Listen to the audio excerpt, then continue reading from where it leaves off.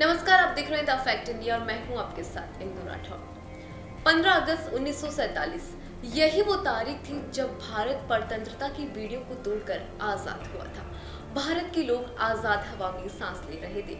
इस बात पर मोहर लग गई थी कि अब भारत के लोग अपने भाग्य विधाता खुद होंगे, ब्रिटिश साम्राज्य नहीं। असंख्य सपूतों का बलिदान, भयावह यातना और दशकों के संघर्ष का नतीजा था भारत की आजादी।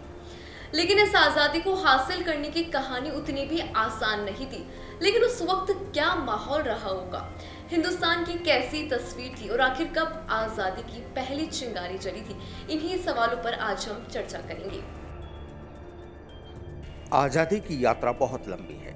वो साल था 1857, जब अंग्रेजी हुकूमत से आजादी की लड़ाई की पहली चिंगारी निकली थी। 1600 के बाद से ही अलग अलग तौर पर गुलामी से लड़ने की कोशिश होती रही, लेकिन संवित भारत का स्वर 1857 के कदर के बाद ही उठा। आजादी का यह बिगुल फूंका था शहीद मंगल पांडे ने। 25 मार्च 1857 को इन कारतूसों को लेकर मंगल पांडे ने बैरकपुर छावनी में अंग्रेज अफसरों के खिलाफ विद्रोह किया। अंग्रेज इतने क्रूर थे कि हर बगावत की सजा फांसी ही देते थे और फांसियों का अनंत सिलसिला चल पड़ा। ना विद्रोह कम हुआ, ना अंग्रेजों के पास फांसी के फंदे कम पड़े। आजादी की लड़ाई हर तरफ से लड़ी जा रही है। एक तरफ जहां गर्म दल के क्रांतिकारी हिंसक लड़ाई लड़ रहे थे, वहीं नर्म दल के राजनेता बौद्धिक लड़ाई लड़ रहे थे। आजादी की लपटें इतनी खतरनाक थी कि क्रांतिकारियों की लगातार हो रही फांसी के बाद भी क्रांति की ज्वाला मध्यम नहीं पड़ी। एक शहीद होता तो दूसरा शहीद अपने प्राणों के बलिदानों देने के लिए हमेशा तैयार रहता। क्रांति की ज्वाला को चिंगारी देने के लिए एक और बड़ी घटना होती है। उस घटना को हम सब जलियांवाला कांड के नाम से जानते हैं। तो आइए आपको बताते हैं उस घटना के बारे में कि कैसे देश में उस दौरान आंदोलन का दौर शुरू हुआ था। अंग्रेज अपनी क्रूरता से बाज नहीं आ रहे थे।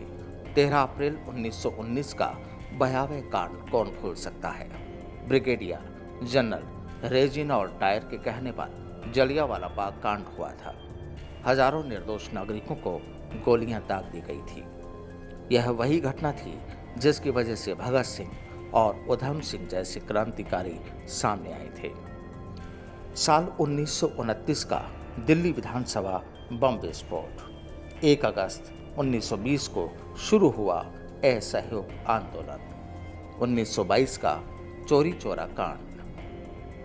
1942 का भारत छोड़ो आंदोलन जैसी तमाम घटनाएं थीं जिनकी वजह से आजादी मिली। फिर आती है वो तारीख जिसने हिंदुस्तान की तस्वीर बदल दी थी। वो तारीख थी 14 अगस्त। भारत के पहले प्रधानमंत्री जवाहरलाल नेहरू ने 14 अगस्त 1947 की आधी रात को भाषण दिया कि अब भारत आजाद हो गया है। उनके भाषण को ट्रिस्ट विद डेस्टिनी के नाम से ही जाना जाता है। जवाहरलाल नेहरू ने अपने पहले भाषण में कहा था, आज हम दुर्भाग्य के एक युग का अंत कर रहे हैं और भारत पुनः खुद को खोज पा रहा है। आज हम जिस उपलब्धि का उत्सव मना रहे हैं वो महज एक कदम है नए अवसरों के खुलने का। इससे भी बड़ी जीत और उपलब्धियां हमारी प्रतीक्षा कर रही है। लेकिन भारत की आजादी के एक दिन पहले 14 अगस्त को पाकिस्तान बना और इस विभाजन के दौरान बंगाल, बिहार और पंजाब में काफी दंगे हुए। नई सीमाओं के दोनों ओर लगभग 2,50,000 से 10 लाख लोग हिंसा में मारे गए। जब राजधानी दिल्ली में आजादी का जश्न मनाया जा रहा था, उस वक्त महात्मा गांधी दिल्ली से हजारों किलोमीटर दूर पश्चिमी बंगाल के नोआखली में थे और राज्य में शांति कायम करने की कोशिश कर रहे थे। जानकार बताते हैं कि पंडित नेहरू के ऐतिहासिक भाषण को पूरे देश ने सुना था, मगर गांधी जी नहीं सुन पाए थे। पंडित नेहरू और सरदार वल्लभ भाई पटेल ने महात्मा गांधी को पत्र लिखकर बताया था कि 15 अगस्त को देश का पहला स्वाधीनता दिवस मनाया जाएगा। आप राष्ट्रपिता हैं, इसमें शामिल होकर अपना आशीर्वाद दें। जिसके बाद महात्मा गांधी ने भी जवाब में पत्र लिखते हुए कहा था कि जब बंगाल में हिंदू मुस्लिम एक दूसरे की जान ले रहे हैं, ऐसे में मैं जश्न मनाने के लिए कैसे आ सकता हूँ। मैं दंगा रोकने के लिए अपनी जान दे दूंगा। ये थी आजादी की वो कहानी जिसमें भारत माँ ने अपने कई लाल खूनी का दर्द झेला था।